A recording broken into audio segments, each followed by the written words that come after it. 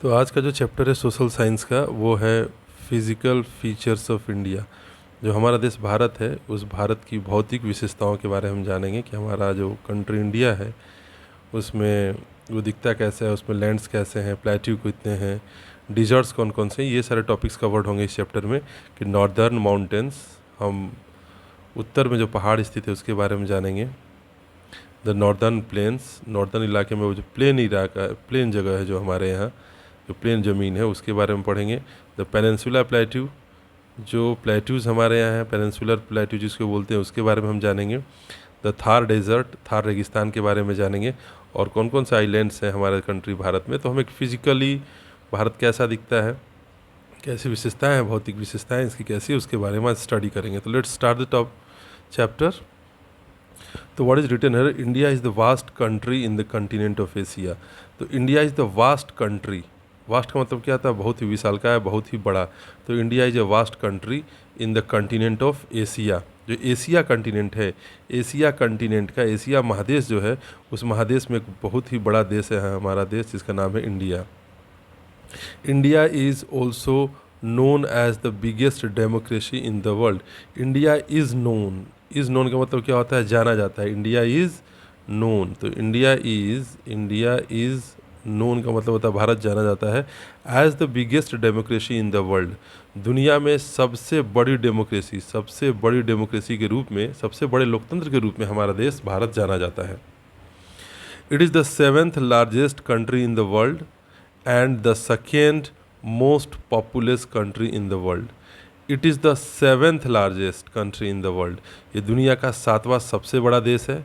And the second most populous country in the world, most populous का मतलब होता है सबसे ज़्यादा आबादी वाला, जहाँ सबसे ज़्यादा लोग रहते हैं। तो सबसे ज़्यादा लोग के मामले में अगर देखा जाए, जनसंख्या के मामले में देखा जाए तो भारत दूसरे नंबर पे आता है। India is the nicest creation of the nature.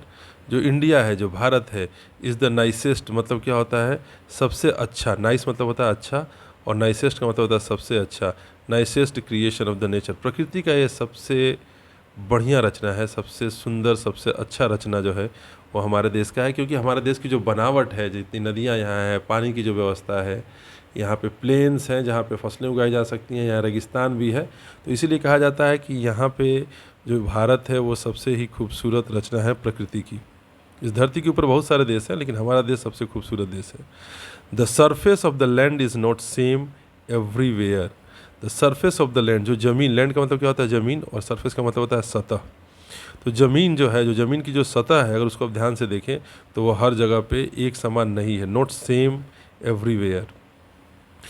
It has high mountains, मतलब हमारे देश भारत में ऊंचे ऊंचे पहाड़ हैं। माउंटेन का मतलब होता है पहाड़। रॉकी प्लेट्यू, चट्टानों वाले पठार आपको देखने को मिल जाएंगे। ये पठार क्या होता है, ये माउंटेन्स बहुत ऊंचे ऊंचे होते हैं, और जो पठार होता है वो भी ज़मीन से ऊंचा होता है लेकिन पहाड़ों से नीचा होता है, पहाड़ों से छोटा होता है। फ्लैट एंड फर्टाइल प्लेन्स, और आपको प्लेन ज़मीन भी मिल जाएगी देखने के लिए जहाँ पे खेती की जाती है। तो ऐसे फ्लैट और फर्टाइल प्लेन्स है हमारे यहाँ। फर्टाइल का मतलब होता है उपजाऊ, उपजाऊ ज़मीन आपको देखने को मिल जाएगी। तो एक सुंदर क्रिएशन क्यों है, क्योंकि यहाँ पे ऊंचे ऊंचे पहाड़ हैं, यहाँ पे प्लेन ज़मीन है जहाँ पे खेती हो जाती है, और माउंटेन और प्लेन से थोड़ा ऊंचा और माउंटेन से नीचा प्लेटू जिसको हम बोलते हैं वो भी यहाँ पाए जाते हैं। सैंडी डिजर्ट्स, आपको हमारे देश भारत में रेगिस्तान भी, बालू वाले रेगिस्तान देखने को मिल जाएंगे। एंड कोस्टल लो लैंड, और समुद्र के किनारे। कोस्टल लो लैंड का मतलब होता है समुद्र के किनारे वाले इलाके को हम बोलते हैं कोस्टल ले लैंड। तो यहाँ पे कोस्टल लो लैंड भी आपको मिल जाएंगे, समुद्र के किनारे देखने को। जैसे ये है ना, ये सब समुद्र का किनारा इलाका है, ये वाला देख लीजिए आप, यहाँ आप देखिए, तो ये सारे इलाके क्या हैं, समुद्र के किनारे हैं हमारे देश में, ठीक है। It is bounded on the south west by the Arabian sea. अगर हम साउथ वेस्ट की बात करें तो थोड़ा यहाँ हम समझने की कोशिश करते हैं कि जब हम मैप देखते हैं, देखिए यहाँ एक मैप रखा है हमने आपके लिए, तो इस मैप को देखेंगे आप, तो इस मैप में पाएंगे कि मैप को देखते समय हम समझते हैं कि जो ये ऊपर का इलाका होता है, इस इलाके को हम बोलते हैं नॉर्थ। ये क्या होता है, ये नॉर्थ है। नीचे वाला जो इलाका है इसको हम साउथ बोलते हैं डायरेक्शन के मामले में, ये साउथ है। अगर हम इधर आएंगे तो ये ईस्ट हो जाता है, ये ईस्ट है, और इधर का जो इलाका है ये वेस्ट हो जाता है। तो ये जो रीज़न है हमारे देश का ये नॉर्थ रीजन है। यहाँ पे अगर हम देखते हैं तो ये साउथ रीजन है, ये ईस्ट रीजन में काउंट होगा और ये होगा वेस्ट। तो लेट्स सी कि चैप्टर में क्या कहा गया है। यहाँ कहा जा रहा है कि अगर आप देखते हैं तो it is bounded by the south west by the Arabian sea. अगर आप साउथ वेस्ट में जाते हैं तो साउथ वेस्ट में आपको अरेबियन सी दिखाई देता है। ये देखिए, आप साउथ वेस्ट में आ जाइए, ये हो गया आपका साउथ और वेस्ट। तो साउथ वेस्ट का ये साउथ और ये वेस्ट, तो ये हो गया साउथ वेस्ट का इलाका। तो यहाँ पे आपको अरेबियन सी दिखाई दे रहा है, ठीक है, ये है अरेबियन सी। अब हम आगे देखते हैं Arabian sea and on the south east by the bay of Bengal. तो क्या लिखा हुआ, इट इज़ बाउंडेड बाई, ये घिरा हुआ है। इट इज़ बाउंडेड बाई का मतलब होता है ये घिरा हुआ है। कैसे घिरा हुआ है, साउथ वेस्ट में आपने देख लिया, साउथ वेस्ट में अरेबियन सी है और साउथ ईस्ट में आप देखेंगे तो बे ऑफ बंगाल है। तो एक बार बे ऑफ बंगाल को भी देख लेते हैं। जो हमारा ये हो गया साउथ और ये हो गया ईस्ट। तो साउथ ईस्ट का ये जो इलाका है यहाँ पे बे ऑफ बंगाल आपको देखने को मिल जाएगा। साउथ ईस्ट में आप जाएंगे तो अरेबियन सी आपको दिखाई देती है, ठीक है। On the north east and north west lives the Himalaya ranges. अब नॉर्थ ईस्ट और नॉर्थ वेस्ट की बात करते हैं हम, तो नॉर्थ ईस्ट और नॉर्थ वेस्ट में देखिए, नॉर्थ ईस्ट क्या है, नॉर्थ ईस्ट का इलाका कौन सा होगा, नॉर्थ ईस्ट और नॉर्थ वेस्ट। तो नॉर्थ ईस्ट का इलाका ये है नॉर्थ ईस्ट, और नॉर्थ वेस्ट जाएंगे तो ये इलाका है। तो ये जो पूरा इलाका आप देख रहे हैं नॉर्थ ईस्ट से लेकर नॉर्थ वेस्ट, ये पूरा क्या है, हिमालय पहाड़ है। यहाँ पे आपको हिमालय का पूरा पहाड़ दिखाई देता है। नॉर्थ में हिमालय है तो नॉर्थ ईस्ट में यहाँ से लेकर के नॉर्थ ईस्ट का इलाका ये, यहाँ से लेके नॉर्थ वेस्ट में पूरा ये हिमालय फैला हुआ है। तो on the north east and north west lives the Himalaya ranges, on the south lies the Indian ocean. और अगर आप साउथ में जाएंगे तो साउथ में आपको इंडियन ओशन दिखाई दे देगा। ये देखिए, ये साउथ कहा था मैंने आपसे, तो साउथ में ये इलाका देखिए, ये है इंडियन ओशन। तो ये मैप में आप अच्छी तरह से समझ गए होंगे कि जो वेस्ट और साउथ है यहाँ पे अरेबियन सी है, जो साउथ और ईस्ट है यहाँ बे ऑफ बंगाल दिखाई देगा आपको, और साउथ में आपको दिखाई देता है इंडियन ओशन। तो इस तरीके से हमारा देश तीन ओर से घिरा हुआ है ओशंस के द्वारा, और सबसे ऊपर नॉर्थ में जाते हैं आपको वहाँ पे हिमालय रेंज दिखाई दे देते हैं, ठीक है। तो let study about the main physical features of India. Let study का मतलब होता है चलो पढ़ते हैं, चलो स्टडी करते हैं, अध्ययन करते हैं किसके बारे में, about the main physical features of India. India के मेन फिजिकल फीचर्स के बारे में, भारत की भौतिक विशेषताओं के बारे में आइए हम पढ़ाई करते हैं। तो यहाँ पे एक फैक्ट फाइल भी दिया गया है। फैक्ट फाइल में लिखा है China is the most populous country in the world. तो मोस्ट पॉपुलस कंट्री पूरी दुनिया का सबसे घनी आबादी वाला देश कौन सा है, तो वो है चाइना। और दूसरे नंबर पे है सबसे घनी आबादी का देश हमारा अपना देश भारत। तो north mountain, the northern mountain के बारे में पढ़ते हैं। To the north of India stands the mighty Himalaya. अगर हम to the north of India, अगर भारत के उत्तर में हम देखते हैं, भारत के नॉर्थ में देखते हैं तो विशाल का सर्वशक्तिमान हिमालय खड़ा है। तो मैंने अभी आपको दिखाया था कि अगर हम बात करते हैं हमारे नॉर्थ की, तो हमारे नॉर्थ में यहीं पे कौन खड़ा है, यहाँ पे खड़ा है सर्वशक्तिमान विशालकाय हिमालय मिलेगा आपको। इस रीजन में पूरा हिमालय आपको नॉर्थ में खड़ा हुआ दिखाई पड़ता है। These mountains ranges are, these mountains, where is it? These mountain ranges are so high and so cold that some of the peaks are forever covered with snow. These mountains ranges का मतलब होता है कि हिमालय के इस जो mountain ranges है, जो हिमालय फैला हुआ है, आर सो हाई, ये इतना ऊंचा है, एंड सो कोल्ड, इतना ठंडा है, दैट मतलब कि सम ऑफ द पिक्स आर, कि इसकी कुछ जो चोटियाँ हैं, जो टॉप मोस्ट पोजीशन होता है उसको पिक्स बोलते हैं हम, जो चोटी जिसको हम बोलते हैं हिंदी में। तो some of the peaks are forever covered with snow. Forever मतलब हमेशा, कवर्ड विथ स्नो मतलब स्नो का मतलब होता है बर्फ़ से ढका रहता है।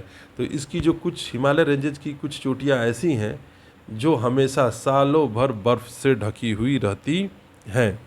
In fact the world Himalaya itself mean the abode of snow. In fact अगर सचमुच में एक बात कही जाए तो द वर्ड हिमालय जो एक शब्द है, हिमालय जो हम बोलते हैं, ये एक शब्द है, और इटसेल्फ मीन, इसका खुद में ही मतलब क्या होता है पता है आपको? इसका खुद में मतलब होता है अबोर्ड ऑफ स्नो। स्नो मतलब बर्फ़ का निवास, बर्फ़ का ठिकाना। मतलब कि हिमालय का अपना ही एक अर्थ होता है हिमालय, बर्फ़ का घर। तो अबोर्ड ऑफ स्नो का मतलब होता है कि हिमालय में का अपने आप में एक अर्थ है कि ये बर्फ़ का घर है, ये बर्फ़ का निवास स्थान है। The Himalaya mountain stretches from the north west to the south north east sorry the Himalaya mountain जो है वो कहाँ से कहाँ तक फैला हुआ है, वो नॉर्थ वेस्ट से लेकर नॉर्थ ईस्ट तक फैला हुआ है। अभी मैंने आपको डायग्राम में दिखाया था, ये हो गया नॉर्थ, ये हो गया ईस्ट। तो नॉर्थ ईस्ट इस इलाके से, नॉर्थ ईस्ट से लेकर ये नॉर्थ वेस्ट तक इस तरीके से फैला हुआ है। ये है हमारा हिमालय रेंज, इधर नॉर्थ वेस्ट से लेकर के नॉर्थ ईस्ट तक ये फैला हुआ है। ये जो इलाका है ये पूरा हिमालय है। तो द हिमालय माउंटेन्स स्ट्रेच का मतलब होता है फैला हुआ है, from the north west to the north east. They stop the cold wind that blow from the north. अब जो उत्तर से आने वाली, नॉर्थ से आने वाली जो कोल्ड हवाएं हैं, ठंडी हवाएं हैं, उसको ये रोक देता है, क्योंकि ये बहुत ही विशालकाय है, एक बहुत बड़ा दीवार है भारत के लिए, एक दीवार की तरह ये काम करता है। और नॉर्थ से आने वाली जो कोल्ड विंड्स हैं उनको ये क्या कर देता है, रोक देता है। Without them even the plains of north would be freezing and get filled with snow. Without them मतलब कि अगर ये हिमालय रेंजेस नहीं होंगे, विदाउट देम इनके बिना क्या हो जाएगा, even the plains of north, जो नॉर्थ में पाया जाने वाला प्लेन इलाका है जहाँ लोग रहते हैं, जहाँ खेती की जाती है, तो नॉर्थ में रहने वाला ये जो प्लेन इलाका है would be freezing and get filled with snow, वो जम जाएगा और बर्फ़ से भर जाएगा। कौन सा इलाका, अगर हम बात करते हैं तो देखिए ये फिगर में यहाँ पे हिमालय खड़ा है, तो हिमालय के बात का जो ये जगह है, अगर यहाँ पे हिमालय खड़ा ना हो, अगर यहाँ पे हिमालय ना हो इस तरीके से, तो जो नॉर्थ है यहाँ से जो हवाएं, ठंडी हवाएं आती हैं वो इस पूरे इलाके को फ्रीज़ कर देंगी, जमा देंगी, यहाँ बर्फ़ भर जाएगा। तो यहाँ पे रहना क्या हो जाएगा, बहुत ज़्यादा मुश्किल हो जाएगा। तो क्या है, without them even the plains of north would be freezing. North का जो इलाका है, अगर ये हिमालय पर्वत ना हो तो नॉर्थ का जो प्लेन इलाका है जहाँ पे लोग रहते हैं, वहाँ पे इतना वो पूरा इलाका फ्रीज हो जाएगा, जम जाएगा, and get filled with snow, और स्नो से भर जाएगा वो इलाका।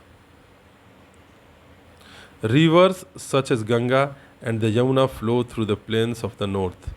जो अगर हम बात करते हैं रिवर सच एज का मतलब होता है जैसे कि गंगा, एंड द यमुना, और गंगा और यमुना की बात करें तो flow through the plains of north. ये जो नॉर्थ का इलाका हमारा है, तो नॉर्थ के इलाके में ही गंगा और यमुना जो है वो, ये जो नॉर्थ का इलाका है, इसी नॉर्थ के इलाके में गंगा और यमुना दोनों नदियाँ क्या करती हैं, फ्लो करती हैं, बहती हैं। ठीक है, तो गंगा की बात की जाए या यमुना की बात की जाए तो ये नॉर्थ में, ये जो नॉर्थ है हमारा है, तो नॉर्थ के इसी रीजन में देखिए यहाँ पे आपको गंगा दिखाई दे रहा होगा, ये रहा गंगा।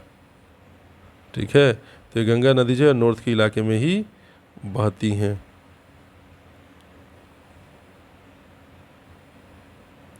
तो नॉर्थ के इलाके में बहती है गंगा और यमुना। तो river such as the Ganga and the Yamuna flows through the plains of north. North के जो प्लेन इलाके हैं वहाँ पे गंगा और यमुना फ्लो करती है, बहती हैं। These are formed by the melting of snow of the Himalaya. अब क्वेश्चन ये आता है कि दीज आर फॉर्म्ड, दीज का मतलब होता है ये जो नदियाँ हैं, ये जो दो नदियाँ बहती हैं, ये दोनों नदियाँ कहाँ से निकलती हैं, तो are formed by the melting of the snow of Himalaya. Himalaya से जो बर्फ़ पिघलता है, मेल्टिंग ऑफ द स्नो का मतलब होता है बर्फ़ का पिघलना, ऑफ द हिमालय मतलब हिमालय का बर्फ़ जब पिघलता है तो ये दोनों नदियाँ फॉर्म होती हैं, मतलब कि बनती हैं। तो ये जो दो नदियाँ हैं, यमुना और हिमालय, ये सॉरी यमुना और गंगा, ये दोनों नदियाँ हिमालय के बर्फ़ के पिघलने से बनती है। As the higher peak of the Himalayas are cold and rocky. अगर हिमालय के हम ऊंचे ऊंचे चोटियों की बात करें, अगर हिमालय के जो पीक्स होते हैं, जो ऊंचे ऊंचे जगह हैं हिमालय के, जो चोटियाँ जिसको हम बोलते हैं पीक्स, जो है peaks of the Himalaya are cold and rocky, वो क्या है, बहुत ठंडे हैं, बहुत ऊंचाई पे हैं। हिमालय तो अपने आप ही बहुत ऊंचा है, और उसका जो सबसे ऊंचा पॉइंट होगा उस पॉइंट को हम पीक्स बोलते हैं। तो ये जो पीक्स हैं ये बहुत ठंडे हैं, एंड रॉकी मतलब क्या, चट्टानों वाले हैं, ये बड़े बड़े पत्थरों के बने हुए चट्टान हैं। Plants can not grow there, और इतनी ज़्यादा ठंड वहाँ है, बर्फ़ से जमा हुआ इलाका है, तो वहाँ पे प्लांट जो है वो ग्रो नहीं कर पाते। प्लांट कैन नॉट ग्रो, वहाँ पे प्लांट ग्रो नहीं कर सकते, कैन नॉट लगा, नहीं कर सकते। The lower ranges have forest. अगर हिमालय के हम नीचे आते हैं थोड़ा, तो the lower ranges have forest, वहाँ पे आपको जंगल मिल सकते हैं। तो the lower ranges have forest, नीचे के इलाके में जंगल हैं। टाउन्स हैं, शहर भी आपको देखने को मिलेंगे, और गाँव भी हैं।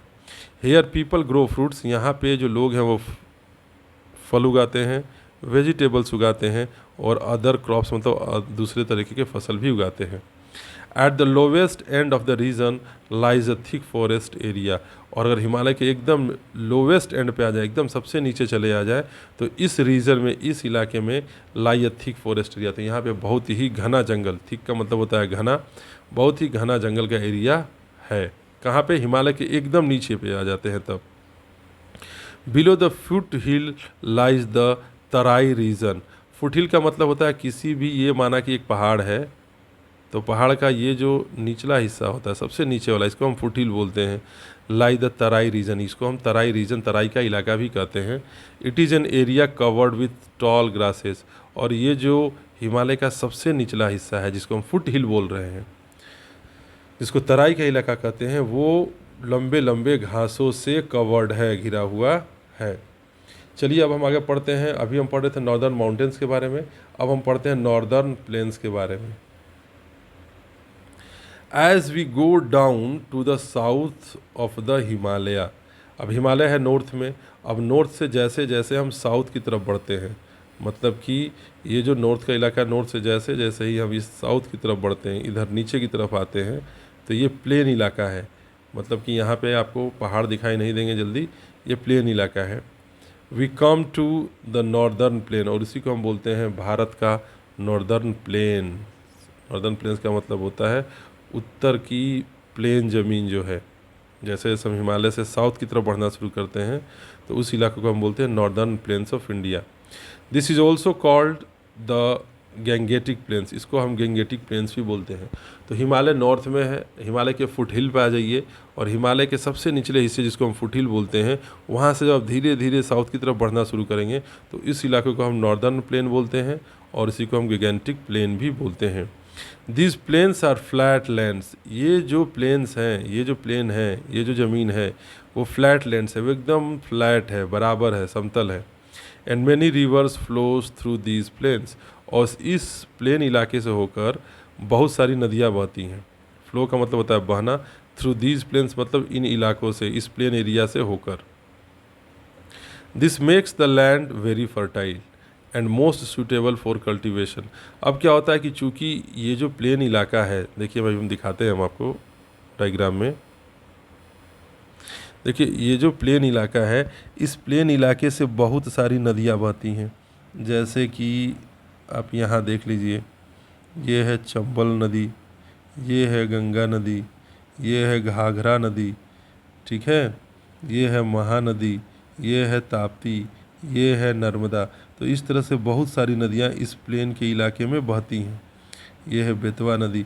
तो ये जो नदियाँ आप देख रहे हैं, ये बहुत सारी नदियाँ आप जब यहाँ से नीचे आ रहे थे, मतलब कि नॉर्थ में हो गया हिमालय, हिमालय से जब साउथ की तरफ बहते हैं, तो ये हो गया आपका प्लेन इलाका, और इस प्लेन इलाके में बहुत सारी नदियाँ बहती हैं। तो this makes the land very fertile. तो नदियों के चलते क्या होता है कि ये नदियों के चलते ये होता है कि ये जो इलाका है वेरी फर्टाइल हो जाता है, बहुत ज़्यादा उपजाऊ हो जाता है। वेरी फर्टाइल का मतलब बहुत उपजाऊ। And most suited for cultivation, और फसलों को उगाने के लिए ये बहुत ही सूटेबल होता है। मोस्ट सूटेड फॉर कल्टीवेशन, यहाँ पे खेती बहुत अच्छी होती है, फसलों को उगाने के लिए ये ज़मीन बहुत अच्छी हो जाती है, क्योंकि नदियों के कारण ये इलाका बहुत फर्टाइल हो जाता है, उपजाऊ हो जाता है। The reason is thickly populated. अब चूँकि यहाँ पे फसल का उत्पादन ज़्यादा होता है, तो यहाँ पे लोगों की संख्या भी बहुत ज़्यादा है। ये दिस रीज़न, ये जो इलाका है, the reason is thickly populated. Thickly का मतलब होता है बहुत घनी, और पॉपुलेशन, पॉपुलेटेड का मतलब होता है आबादी। तो बहुत घनी आबादी आपको इस प्लेन इलाके में देखने को मिल जाएगी। Many well known cities and towns are located along the bank of river Ganga. बहुत ही वेल नोन सिटीज़ मतलब होता है, वेल नोन का मतलब बहुत ही जाने माने शहर, और टाउन्स का मतलब भी शहरी होता है। तो ये जो सिटीज़ और टाउन्स हैं are located along the bank of Ganga. तो गंगा नदी, रिवर गंगा के किनारे किनारे आप, गंगा एंड यमुना, गंगा और यमुना के किनारे आप पा सकते हैं कि बहुत ही भारत के अच्छे अच्छे शहर बसे हुए हैं। ठीक है, दो रीज़न है इसके। पहला रीज़न है कि इन नदियों के आसपास की जो ज़मीन होती है वो बहुत फर्टाइल होती है, बहुत उपजाऊ होती है, तो लोग फसलों का उत्पादन करते हैं और लोग आसानी से वहाँ जीवन जीते हैं। इसीलिए ये जो दो रिवर्स हैं, रिवर गंगा और यमुना, इसके दोनों ओर आपको बहुत अच्छे जाने माने शहर और टाउन्स दिखाई देते हैं। In the plains it is very hot in summer and cold in winter. अब ये जो प्लेन इलाके की हम बात कर रहे थे, जब हिमालय के फुट हिल पे आप आ गए, वहाँ से आप धीरे धीरे साउथ की तरफ बढ़ते हैं तो पूरा वो प्लेन लैंड है। तो उस प्लेन ज़मीन पे क्या होता है कि in the plain it is very hot in summer, गर्मियों में ये इलाका बहुत गर्म होता है, एंड कोल्ड इन विंटर, और ठंडा में क्या होता है कि ये इलाका बहुत ही ज़्यादा ठंडा हो जाता है। विंटर के सीज़न में ये मौसम यहाँ पे बहुत ही ठंडा होता है। Now we are going to study about the peninsular plateau. अब पेनिनसुलर पठार, प्लेट्यू को हिंदी में हम पठार बोलते हैं, तो अब हम पेनिनसुलर पठार के बारे में स्टडी करेंगे। The southern part of India is a triangular in shape. अगर हम इंडिया के साउदर्न पार्ट की बात करते हैं तो ये ट्रैंगुलर इन शेप है, and is surrounded by sea on 3 sides. अगर साउदर्न पार्ट की बात करते हैं तो ट्रैंगुलर होता है, त्रिभुज के आकार के होता है। क्या होता है ट्रैंगुलर, चलिए यहाँ देखते हैं। देखिए ये है ट्रैंगुलर, ये इसको हम बोलते हैं ट्रैंगुलर। देखिए एक ट्रैंगल की तरह आपको दिखाई दे रहा होगा, यहाँ से यहाँ। और ये जो ट्रैंगुलर इलाका है ये 3 तरफ से किससे घिरा हुआ है, ओशन से घिरा हुआ है। देखिए इधर आपको बे ऑफ बंगाल है, ये पूरा जो ब्लू कलर दिखाई दे रहा है ना, ये पूरा ब्लू कलर ये बे ऑफ बंगाल का है। ये देखिए अरेबियन सी है पूरा, ये सब अरेबियन सी, और यहाँ पे आपको दिखाई देता है इंडियन ओशन। तो ये जो साउदर्न पार्ट है इंडिया का, ये भारत का मैप में आप ये जो हिस्सा देख रहे हैं, जो साउथ का हिस्सा, ये ट्रैंगुलर है, और 3 तरफ से अरेबियन सी, इंडियन ओशन और बे ऑफ बंगाल से घिरा हुआ है। तो the southern part of the India is a triangular in shape, ये समझ में आ गया आपको, and is surrounded by sea on 3 sides, और 3 तरफ से ये समुद्र से घिरा हुआ है। इंडियन ओशन हो गया, अरेबियन सी हो गया और bay of Bengal. This type of land is called peninsula. देखिए इस तरीके की जो ज़मीन होती है उसको हम पेनिनसुला बोलते हैं, जो 3 तरफ से किससे घिरा हुआ है, पानी से, और एक ट्रैंगल बना रहा है, तो उसको हम पेनिनसुला बोलते हैं। ठीक है। The Indian peninsula is surrounded by the Arabian sea on the west and the bay of Bengal in the east. Indian ocean lies in the south. तो अभी आपने फिगर में दिखा दिया कि अगर आप वेस्ट में देखेंगे तो आपको वेस्ट में अरेबियन सी दिखाई देता है यहाँ पे। अगर आप ईस्ट में देखेंगे तो आपको बे ऑफ बंगाल दिखाई देता है, और अगर आप नॉर्थ में चले जाते हैं तो नॉर्थ में आपको इंडियन ओशन दिखाई देता है। तो 3 तरफ से ये 3 समुद्रों से, 3 महासागरों से घिरा हुआ है। The Indian peninsula is plateau region. The Indian peninsula जो है ये एक पठारी बोलते हैं हम, ये एक पठारी इलाका होता है। ठीक है, थोड़ा ऊंचा इलाका होता है ये। ठीक है, यहाँ छोटे छोटे चट्टान पाए जाते हैं। Therefore is also called the peninsular plateau. इसीलिए एक तो एक पेनिनसुला है, ट्रैंगुलर शेप में है, पेनिनसुला है, 3 तरफ से पानी से घिरा हुआ है, और ये पठारी। प्लेट्यू का मतलब होता है यहाँ पे छोटे छोटे चट्टान पाए जाते हैं, ज़मीन थोड़ी ऊंची ऊंची होती है, इसीलिए इसको हम पेनिनसुलर प्लेट्यू बोलते हैं। A plateau is a flat uneven land which is higher than its surrounding area. अभी मैंने आपको समझाया कि प्लेट्यू का मतलब क्या होता है, एक फ्लैट अनइवन लैंड होता है। अनइवन लैंड का मतलब होता है ये समतल नहीं होता, ये बराबर नहीं होता है, थोड़ा उबड़ खाबड़ होता है, टेढ़ा मेढ़ा होता है। Which is higher than its surrounding area, और जो किनारे किनारे के इलाके होते हैं उससे थोड़ा ऊंचा होता है। ठीक है, प्लेन जो ज़मीन होती है उससे थोड़ा ऊंचा ज़मीन होता है, इसीलिए इसको हम प्लेट्यू बोलते हैं। Most of the land surface is uneven. यहाँ पे ज़्यादातर जो ज़मीनी सतह होती है, जो सरफेस होता है, वो अनइवन होता है, मतलब वो बराबर नहीं होता। ठीक है, उबड़ खाबड़ होता है।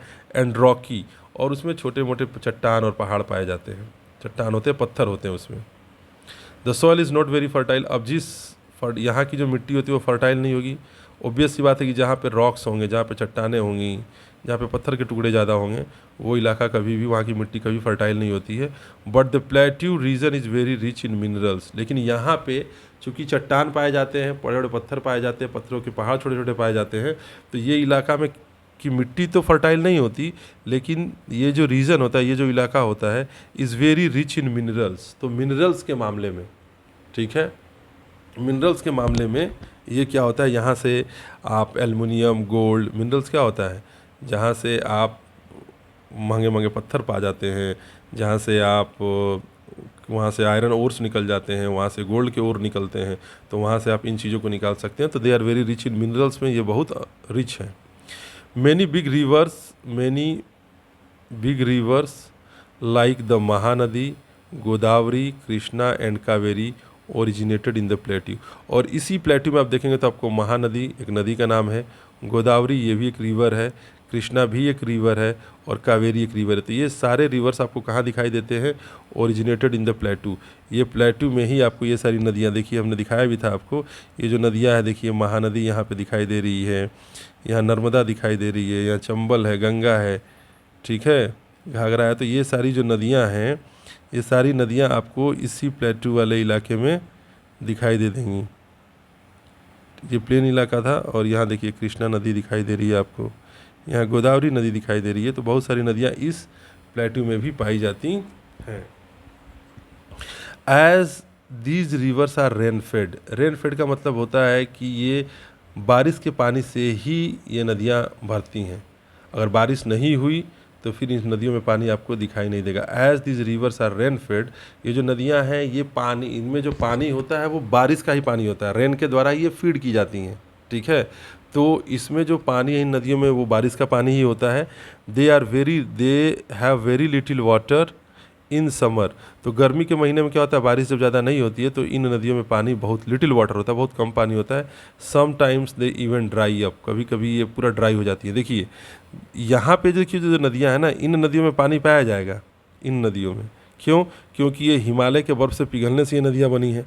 लेकिन अगर आप इधर आते हैं, इस प्लेट्यू में जो नदियाँ बह रही हैं, जैसे यहाँ पे देखिए कृष्णा है, ये जो गोदावरी है, ठीक है, ये तुंगभद्रा जो नदी यहाँ पे है, इन नदियों की खासियत क्या है कि ये नदियाँ, यहाँ कावेरी आपको दिखाई दे रही है, तो ये जो नदियाँ हैं, इन नदियों में अगर पानी है तो बारिश के चलते हैं, अगर बारिश नहीं होगी या गर्मी का मौसम आता है तो ये नदियाँ सूख जाती हैं, यहाँ पे बहुत कम पानी होता है, ठीक है।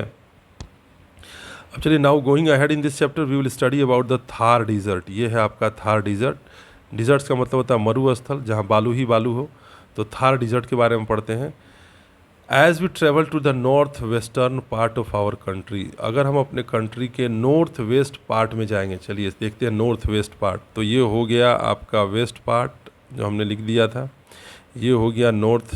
तो नॉर्थ वेस्ट पार्ट में आप जब यहाँ आते हैं, ये देखिए ये हो गया नॉर्थ वेस्ट पार्ट में, तो आपको यहाँ दिखाई दे रहा होगा थार डिज़र्ट। क्या लिखा हुआ है? थार डिज़र्ट। तो नॉर्थ और वेस्ट, इसको बोलते हैं नॉर्थ वेस्ट इलाका। तो नॉर्थ वेस्ट इलाके में है हमारा Thar desert. As we travel to the northwestern part of our country, we find a total change in the landscape. तो यहाँ का जो लैंडस्केप है, यहाँ की जो ज़मीन है, वहाँ पे पूरा चेंज आपको दिखाई देता है। अभी तक हम लोग पहाड़ों की बात कर रहे थे, पठार की बात कर रहे थे, नदियों की बात कर रहे थे, लेकिन जैसे ही आप नॉर्थ वेस्ट रीजन में आते हैं, तो नॉर्थ वेस्ट रीजन में आने के साथ ही यहाँ पे country we find a total change, तो हमको पूरा बदलाव दिखाई देता है ज़मीन में। जो लैंडस्केप है, यहाँ की ज़मीन है, यहाँ पूरा बदलाव देता है। We can see miles and miles of sand, हम मीलों मील दूर तक अगर देखते हैं तो हमें वहाँ सिर्फ बालू ही बालू दिखाई देता है। सैंड का मतलब क्या होता है? बालू। This is called the great Indian desert, इसको हम ग्रेट इंडियन डिज़र्ट को बोलते हैं, भारत का सबसे बड़ा डिज़र्ट बोलते हैं, और द थार डिज़र्ट। और इस डिज़र्ट का मरुस्थल का मतलब होता है बालू से भरा हुआ जगह, जहाँ बालू ही बालू हो, तो उस इलाके का नाम है ग्रेट इंडियन डिज़र्ट, या इसको हम थार डिज़र्ट भी बोलते हैं। और इसका लोकेशन कहाँ पे है? तो नॉर्थ वेस्टर्न पार्ट है इंडिया का ये, ठीक है। अगर हम उत्तर और पश्चिम के दिशा में के बीचों बीच जाते हैं, उत्तर पश्चिम में, तो वहाँ पे हमको ये थार डिज़र्ट दिखाई देता है। This region gets very little rainfall, इस रीजन में बहुत ही कम बारिश होती है। लिटिल रेनफॉल का मतलब होता है बहुत कम बारिश होती है, इसीलिए यहाँ सिर्फ बालू ही बालू है। The climate here is dry, यहाँ का जो क्लाइमेट होता है, ठीक है, यहाँ का जो क्लाइमेट है वो कैसा है? सूखा है। ड्राई मतलब एकदम सूखा है। एंड हॉट इन समर, और गर्मियों में यहाँ बहुत ज़्यादा गर्मी पड़ती है, क्योंकि चारों तरफ बालू ही बालू है। गर्मियों में क्या होता है? बालू गर्म हो जाती है और मौसम बहुत ज़्यादा हीट हो जाता है। एंड कोल्ड इन विंटर, और ठंडा के महीने में क्या होता है कि जो बालू है वो बालू पूरा ठंडा हो जाता है। तो अगर आप थार डिज़र्ट कभी जाएंगे तो गर्मियों के मौसम में यहाँ बहुत गर्मी पड़ेगी, और ठंडा के मौसम में ये बहुत ज़्यादा ठंडा हो जाता है। Life in the desert is very tough, अगर इस हम डिज़र्ट्स की बात करें, अगर इस मरुस्थल की बात करें जहाँ सिर्फ बालू ही बालू है, तो life in the desert is very tough, यहाँ इस डिज़र्ट्स में लाइफ जो है वो बहुत ही कठिन है। वेरी टफ मतलब बहुत कठिन है। The desert region is not thickly populated, और ये जो डिज़र्ट रीजन है, ये जो बालू वाला इलाका है, जो मरुस्थल का इलाका है, नॉट थिकली पॉपुलेटेड, यहाँ पे ज़्यादा जनसंख्या आपको दिखाई नहीं देगी, ज़्यादा लोग दिखाई नहीं देंगे। क्यों? क्योंकि एक तो गर्मी बहुत ज़्यादा पड़ती है, दूसरा चूँकि बालू ही बालू है तो वहाँ पे आप फसलों को उगा नहीं सकते, वहाँ पानी की कमी है, तो इन सारी समस्याओं के चलते वहाँ बहुत कम लोग आपको देखने को मिलेंगे। जनसंख्या बहुत ही कम है। थिकली पॉपुलेटेड का मतलब क्या होता है कि बहुत ही, नॉट थिकली पॉपुलेटेड का मतलब होता है कि यहाँ की जो जनसंख्या है वो बहुत कम है, बहुत घनी आबादी आपको नहीं मिलेगी वहाँ। The camel is commonly used in the desert for transport, और ट्रांसपोर्ट का मतलब है कि अगर एक जगह से दूसरी जगह आप जाना चाहते हैं तो कैमल इज़ कॉमनली यूज्ड। अक्सर आप देखेंगे कि वहाँ पे जो लोग हैं डेजर्ट पे एक जगह से दूसरी जगह जाने के लिए ट्रांसपोर्टेशन के रूप में किसका यूज़ करते हैं? कैमल का यूज़ करते हैं, ऊँट का यूज़ करते हैं। It is called the ship of the desert, और इस कैमल को, इस ऊँट को क्या कहा जाता है? शिप ऑफ द डिज़र्ट, मतलब मरुस्थल का जहाज। इट इज़ कॉल्ड, इसे मरुस्थल का जहाज कहा जाता है। किसे कहा जाता है? कैमल को, मतलब कि ऊँट को। Now going ahead in this chapter we will study about the islands. अब हम पढ़ते हैं कुछ आइलैंड्स के बारे में। An island is a piece of land surrounded by water on all sides. तो आइलैंड क्या होता है? आइलैंड ज़मीन का एक टुकड़ा होता है, पीस ऑफ लैंड है ये, ज़मीन का एक टुकड़ा होता है। सराउंडेड का मतलब होता है घिरा हुआ होता है ये, by water on all sides. तो आइलैंड का मतलब होता है ज़मीन का एक टुकड़ा जो चारों तरफ से पानी से घिरा हो। तो अगर इंडिया की बात करें हम, तो यहाँ पे अभी दिखाता हूँ मैं आपको, ये रहा आपका अंडमान एंड निकोबार आइलैंड। देखिए यहाँ पे ये क्या है? ये ज़मीन का टुकड़ा है, और इसके चारों तरफ आपको देखिए ये जो ब्लू ब्लू दिखाई दे रहा है, ये पूरा जो ब्लू इलाका है, ये पूरा वाला ब्लू इलाका जो है, ये चारों तरफ से किससे घिरा हुआ है? पानी से घिरा हुआ है। ये देखिए ये चारों तरफ पानी से घिरा हुआ है, और बीच में ये जो है ये है अंडमान एंड निकोबार आइलैंड। ये एक ज़मीन है, ठीक है, ये ज़मीन है और चारों तरफ ये पानी से घिरा है। उसी तरह अगर आप इधर को आते हैं, ये आपका जो साउथ वेस्ट का पार्ट है, तो यहाँ पे आपको दिखाई देगा लक्षद्वीप। देखिए यहाँ पे लक्षद्वीप, ये भी वही है, ये भी एक आइलैंड है। ये आइलैंड क्या है? ये भी बीच में ज़मीन उठी हुई है, ये वाली ज़मीन है, और इसके चारों तरफ ये क्या है? पानी ही पानी है। तो ये जो लक्षद्वीप है और जो अंडमान निकोबार है, ये सारे क्या हैं? ये आइलैंड्स हैं। इनके चारों तरफ आपको पानी दिखाई देगा, ठीक है। तो अभी हम पढ़ रहे हैं आइलैंड्स के बारे में। An island is a piece of land surrounded by water on all sides. तो आप समझ गए होंगे कि आइलैंड क्या होता है। आइलैंड एक ज़मीन का टुकड़ा होता है जो चारों तरफ से पानी से घिरा होता है, ठीक है। The southern part of the island is surrounded by sea on 3 sides, ठीक है। The southern part of India, अभी मैंने आपको दिखाया था साउदर्न पार्ट जो इंडिया का है वो surrounded by the sea on 3 sides, 3 ओर से समुद्र से घिरा हुआ है। एक तरफ है अरेबियन सी, एक तरफ है बे ऑफ बंगाल, और नीचे की तरफ क्या है? इंडियन ओशन है। The Arabian sea lies in the west, जो अरेबियन सी है वो वेस्ट में है।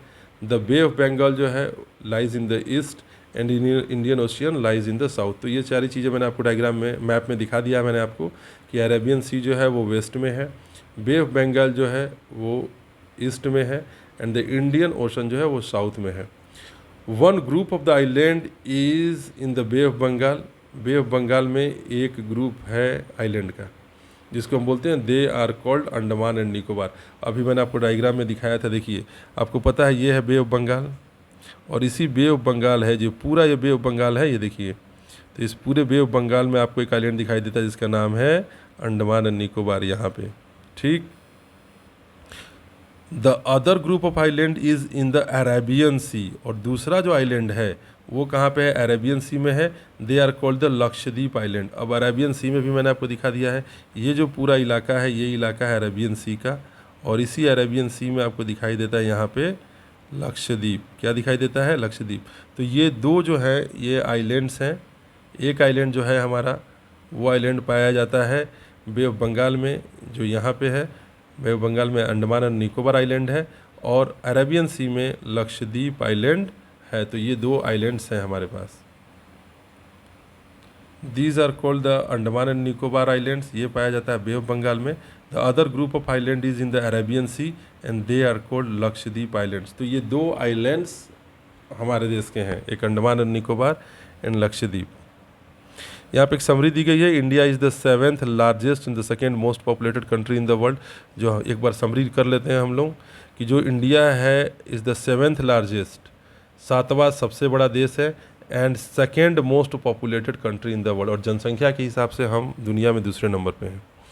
The Himalaya are the highest mountain range in the world, और जो हमारे देश में पाया जाने वाला हिमालय है वो दुनिया का सबसे ऊंचा पहाड़ है, माउंटेन रेंज है। The northern plane of India is very fertile, अगर हम भारत के दक्षिण की तरफ बढ़ते हैं, नॉर्थ इलाके की तरफ बढ़ते हैं तो वो फर्टाइल है। क्यों फर्टाइल है? क्योंकि वहाँ पे बहुत सारी नदियाँ हैं और नदियाँ अपने साथ फर्टाइल मिट्टी लेकर के आती हैं। The Indian peninsula is surrounded by water on 3 sides. Indian peninsula की बात हमने की थी, वो जो ट्रैंगुलर इलाका दिखाया था आपको साउथ की तरफ, वो ट्रैंगुलर इलाका जो है वो 3 तरफ से पानी से घिरा हुआ है। कौन सा पानी है? अरेबियन सी, इंडियन ओशन, और तीसरा है bay of Bengal. India has 2 groups of island, एक है अंडमान निकोबार, तो अंडमान और निकोबार आइलैंड है वो किधर है? बे ऑफ बंगाल में है, in the bay of Bengal, and the Lakshadweep island in the Arabian sea, और अरेबियन सी में आपको क्या दिखाई देता है? लक्षद्वीप आइलैंड दिखाई देता है। तो this is the end of the chapter. I hope you understand a lot. आप इस चैप्टर को बार बार समझिए, बार बार देखिए, तो आपको ये सारी चीज़ें क्लियर हो जाएगी। See you in the next chapter. For the time being take care, bye bye.